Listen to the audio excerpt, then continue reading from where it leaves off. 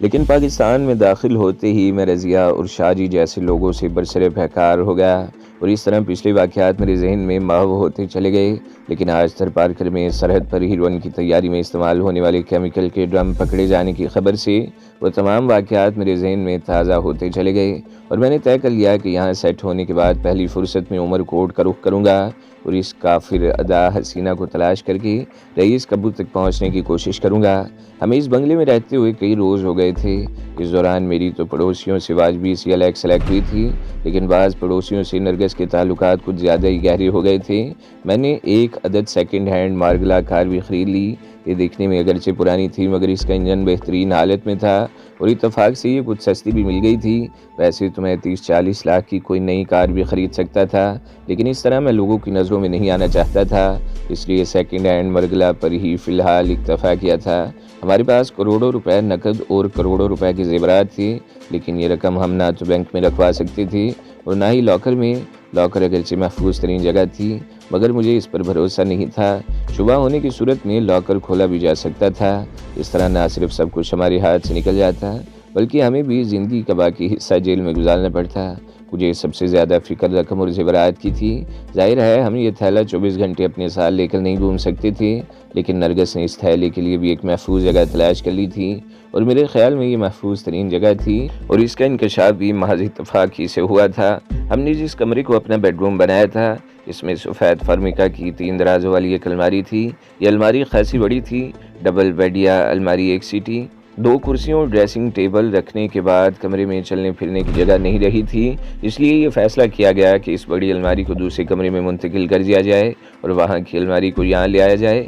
یہ خیال رات کے کھانے کے بعد آیا تھا۔ کام کرنے والی ماسی اس وقت جا چکی تھی۔ میں اور نرگس اس الماری کو وہاں سے ہٹانے کی کوشش کرتے رہے، لیکن یہ بہت وزنی تھی۔ اسے خالی کر دیا گیا اور آخرکار جب الماری کو وہاں سے 1.5-2 فٹ کے قریب سرکایا گیا تو اس کے پیچھے دیوار کے نچلے حصے پر نظر پڑتے ہی نرگس چونک گئی۔ اس نے میری توجہ مبذول کرائی تو میں بھی چونکے بغیر نہیں رہ سکا۔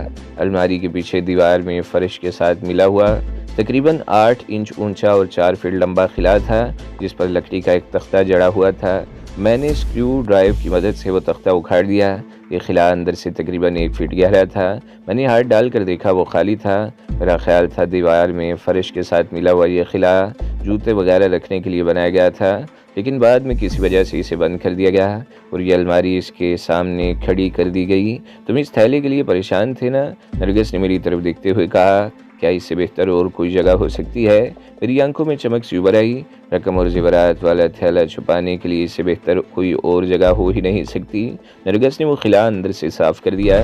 تھیلے میں سے اتنی رقم نکال لی گئی جو کئی روز تک ہمارے اخراجات کے لیے استعمال ہو سکتی تھی، اور پھر تھیلا اس میں رکھ کر میں نے تختے کو دوبارہ جوڑ کر خلا بند کر دیا اور الماری ایک بار پھر اسی جگہ رکھ دی، بلکہ اسی دیوار کے ساتھ ملا دیا گیا تاکہ پیچھے دیوار میں جھانکنے کی جگہ بھی نہ رہے۔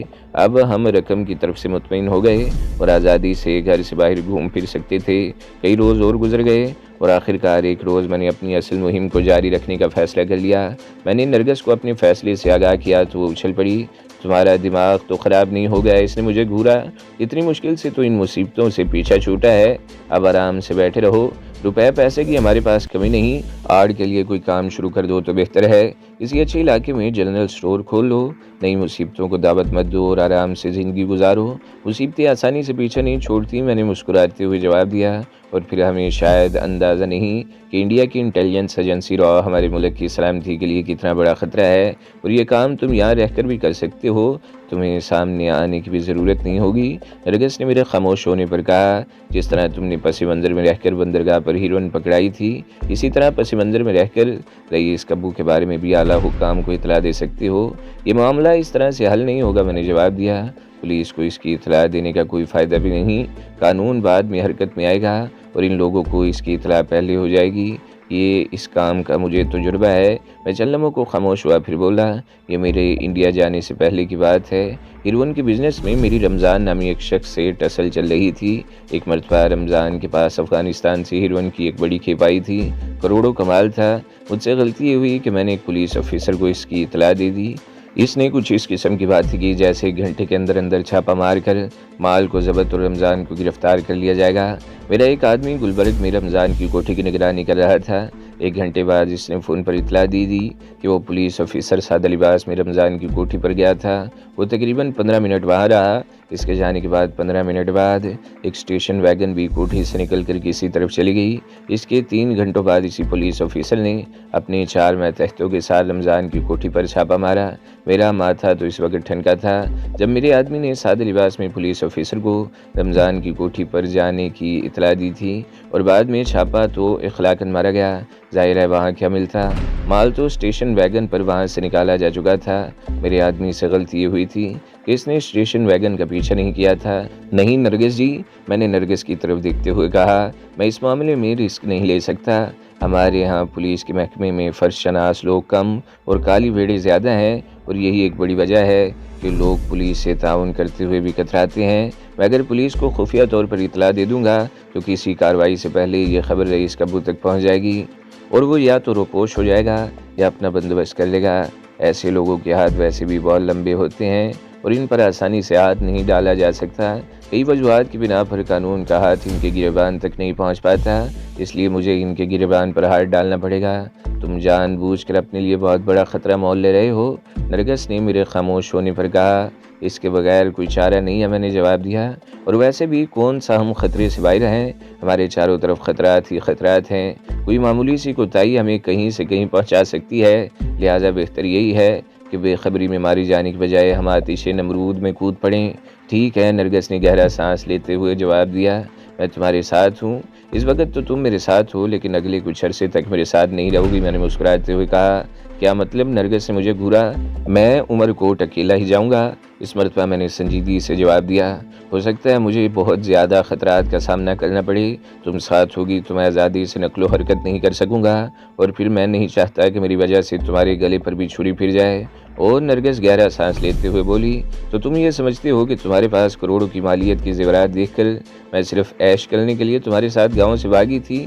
نہیں ناجی، اس نے ایک بار پھر گہرا سانس لیا۔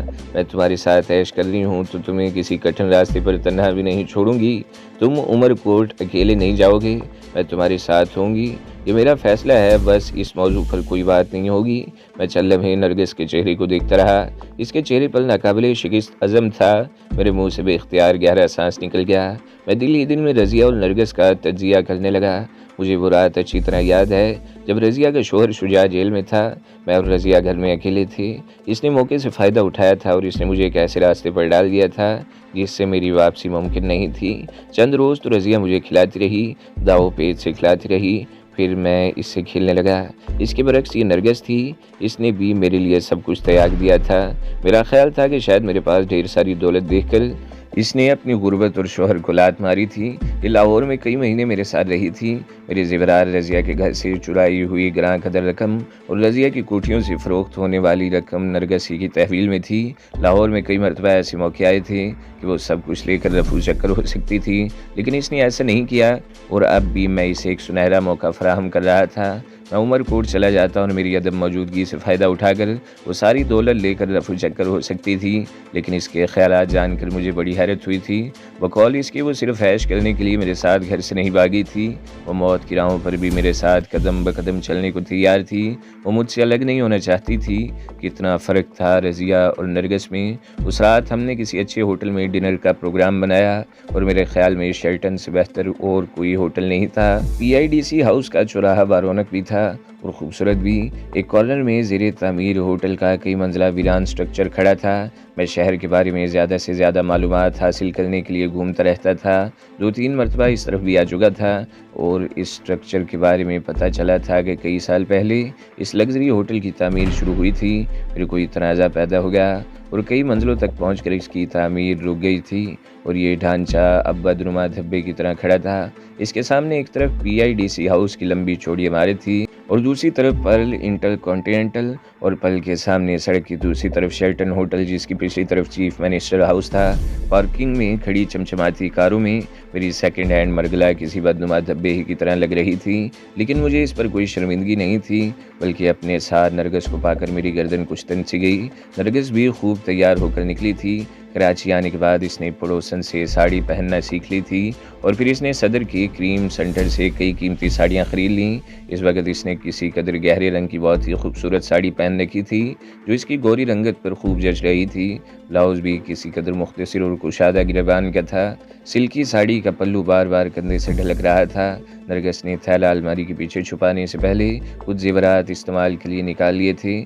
کانوں میں ہیرے کے آویزے تھے، ہاتھوں میں کنگن اور سنہری چوڑیاں اور گلے میں نیکلس اس کے حسن کو بڑھا رہا تھا۔ یہ نیکلس وہی تھا جسے سب سے پہلے گاؤں میں نرگس نے پسند کیا تھا اور پھر لاہور آنے کے بعد رضیہ کی نظروں کو بھا گیا تھا۔ ان زیورات کے علاوہ نرگس نے ایک زیور بھی پہن رکھا تھا۔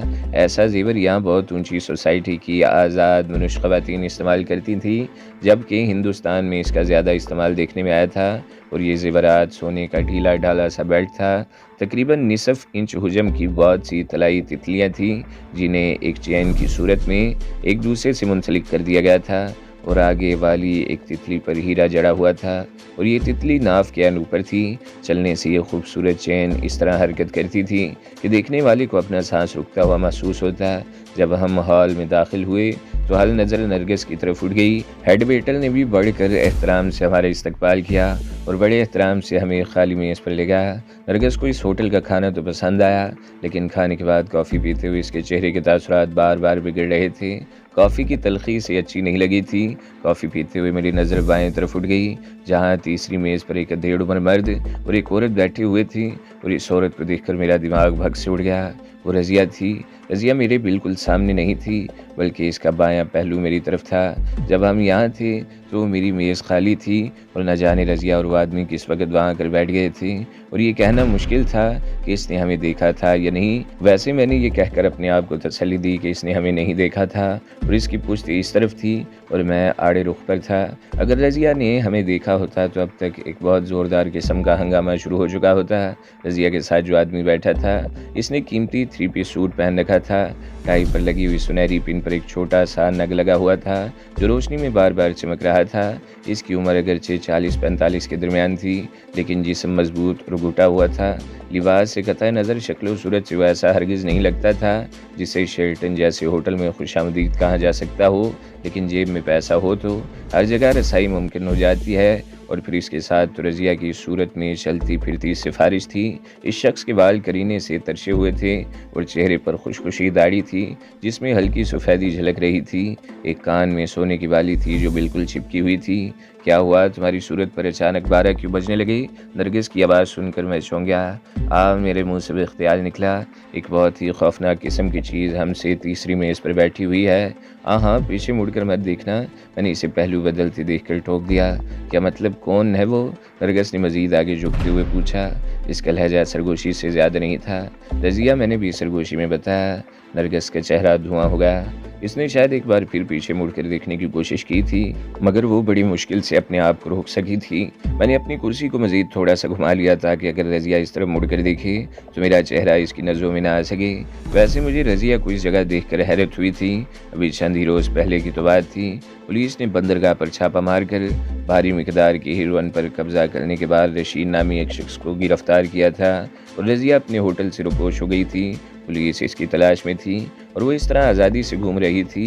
میرا یہ شبہ درست نکلا کہ وہ کراچی میں ہی کسی جگہ روپوش رہی تھی، اور میرا یہ اندازہ بھی درست ثابت ہوا کہ ان لوگوں کے ہاتھ بہت لمبے ہیں۔ مجھے اپنا وقت یاد آ گیا جس زمانے میں میرا ٹہکا تھا۔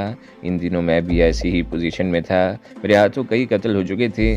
میں پولیس کے لیے موسٹ وانٹڈ تھا، لیکن اسی طرح آزادی سے گھوما پھرا کرتا تھا۔ لیکن بعض اوقات تو ہوٹلوں میں پولیس کے ساتھ بیٹھ کر کھانا کھایا کرتا تھا، اور کئی بار تو ایسا بھی ہوا تھا کہ کسی پولیس آفیسر ہی نے میری کوٹھی پر آ کر اطلاع دی تھی کہ میں وقتی طور پر کسی دوسری جگہ منتقل ہو جاؤں۔ اور اب یہاں رضیہ بھی شاید اسی پوزیشن میں تھی کہ رضیہ کا ساتھی کافی اوپر تک پہنچ رکھتا تھا اور یہ دونوں اس طرح آزادی سے گھوم رہے تھے۔ میں نے تجزیہ کیا تو یہ انکشاف ہوا کہ کراچی میں رضیہ کے مقابلے میں میری پوزیشن بہت کمزور تھی۔